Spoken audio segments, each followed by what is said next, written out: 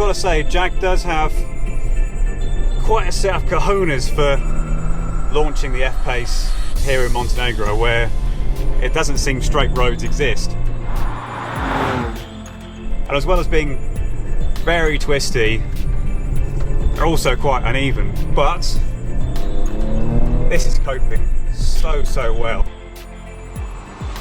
There's always a thing when you drive a fast SUV, it's always, oh, it's good for an SUV, but no, I think this, I would go as far as saying, it's good full stop, really. It's not until you get to the really twisty stuff that you start to feel that weight, and you do get a bit of understeer. But the rest of the time, it's definitely a rear-led thing. We've got 90% of power going to the rear most of the time. It can split the torque evenly if required. Like most of Jag's other cars at the minute, we've got electric power steering, and again, it's perhaps not the best in terms of feedback, but it's consistent, it's quick. Once you stick it in dynamic mode, there's just about the right amount of weight. The car I'm in now is the 3-litre supercharged V6, and it's the one that really not many people are going to buy. But unlike the XF 3-litre V6 we had recently, the petrol here makes a much better case for itself. They seem to have made it quite a bit shoutier. It's got more of a kind of throaty noise to it.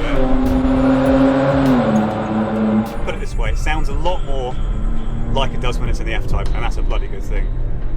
The F-Pace isn't exactly a Range Rover, but thanks to decent ground clearance and a few bits of fancy tech, you can do a little light to moderate off-roading. We have something called Adaptive Surface Response, which busies itself reading grip levels, and All Surface Progress Control, which is pretty much a cruise control for off-roading. Set your speed, let go of the pedals, and all you got to do is steer. It's a handsome car in what's not a very handsome sector. I mean, have you seen the BMW X4? Have you seen an Audi Q5? So let's talk about what's not so good. I'm not so keen on the way they've just plucked this interior straight from the Jaguar XE. The pedals are a bit high and they cannot be adjusted, which is a bit annoying. And also the front collision warning system is overactive. I think we've had it go off about 10 times today and it really hasn't needed to. It's a bit like an overprotective mother. The thing is though, all of those niggles are quite forgivable really. Because you've got that blend of practicality, good looks,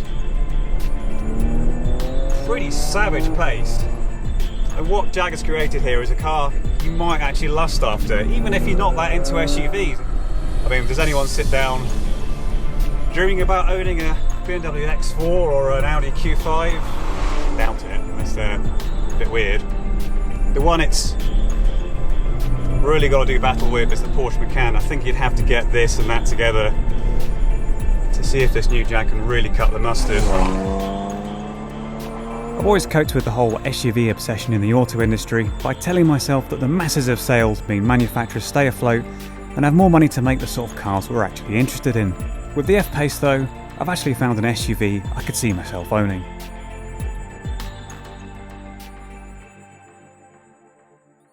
Hello everyone, make sure to download the Car Throttle app and follow me, Engineering Explained, on Car Throttle.